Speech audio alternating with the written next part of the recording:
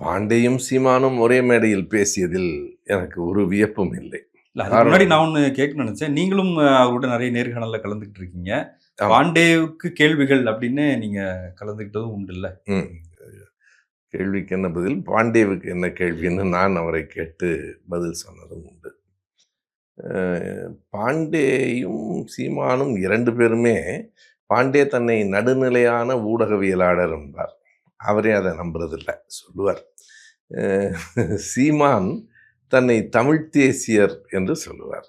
2மே உண்மை இல்லை. 2 பேரும் ஆர்எஸ்எஸ்காரர்கள். ஆனாலும் ஒரு வேறுபாடு இருக்கிறது. பாண்டே கொள்கை அடிப்படையில் ஆர்எஸ்எஸ். ஒரு குறிப்பிட்ட ஜாதியின் ஆதிக்கம் இருக்க வேண்டும் என்று கருதுகிறவர். அதுதான் சனாதனம், அதுதான் ஆர்எஸ்எஸ், அது பாண்டே. சீமான் அப்படி ஆர்எஸ்எஸ் கொள்கையை முழுமையாக ஏற்றுக்கொண்டவரான்னா நான் அப்படி கருதவில்லை. கொள்கைக்காக பேசுகிறவர்களுக்கும், கூலிக்காக பேசுகிறவர்களுக்கும் வேறுபாடு உண்டு. எனவே சீமானின் கருத்து மாறலாம். நாளைக்கே கூட வேற ஒன்று பேசலாம். அது வேறு இடத்தில் வேலைக்கு சேர்ந்துட்டார்ன்னு பொருள் அதுக்கு. ஏனென்றால் நீங்கள் பார்த்தால் சீமான் எந்த இடத்திலும் எந்த கருத்தையும் நிலையாக பேசியவரும் இல்லை. எந்த கருத்தையும் அறிந்து கொண்டு பேசியவரும் இல்லை. நான் படம் பார்த்து பேசுறவன்ல, படிச்சுட்டு பேசுறவன். பேசுறேன்றார். பெரியாரை படித்துவிட்டு யாரோ சொல்லி பேசுறேன்னு அந்த வார்த்தையை நீங்க கவனிக்கணும். யாரோ சொல்லி நான் பேசுறேன்னு நினைக்கிறாங்க. அப்ப அதுவே உங்களுடைய தரத்துக்கு குறைவு.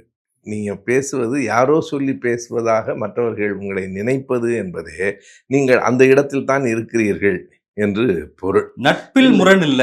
அவர் கொள்கை அவருக்கு, என் கொள்கை எனக்கு. அதுல என்ன இருக்க முடியும்? 2 பேருக்கும் ஒரே கொள்கை தான். இப்போ அதிலே அவர் கொள்கை, இவர் கொள்கை வேற. ஆனால் நான் பெரியாரை படித்துவிட்டு பேசுகிறேன்.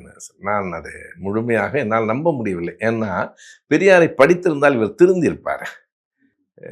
பெரியாரை படித்திருந்தால் இத்தனை இழி குணமும், சுயநலமும் வந்திருக்காது. அதை உண்மையாக ஊன்றி படித்திருந்தால். என் கணக்கு, என் மதிப்பீடு சரியா இருக்கலாம், தப்பா இருக்கலாம். சீமான் எதையுமே ஒழுங்காக படித்தவராக எனக்கு தெரியல. எந்த ஒன்றையும். தமிழ் தேசியத்தை பற்றியே அவர் பேச உட்கார்ந்தால் அவரால் பேச முடியாது. எந்த ஒன்றையும் யாரிடத்திலிருந்தோ கொஞ்சம் கடன் வாங்கி கொண்டு, ஒரு சில பேராசான்கள் பின்னால் இருக்காங்க. அவங்கள்ட்ட கடன் வாங்கி கொண்டு பேசுவது, இங்கே சங்கிகளை சொல்லுவதை கேட்டு பேசுவது, அதற்கு ஏற்ற வகையில் கூடுதலாக, குறைவாக பேசுகிறார்னா, அவருக்கான அந்த வருமானங்கள் கூடுதல், குறைவாக இருக்கலாம்.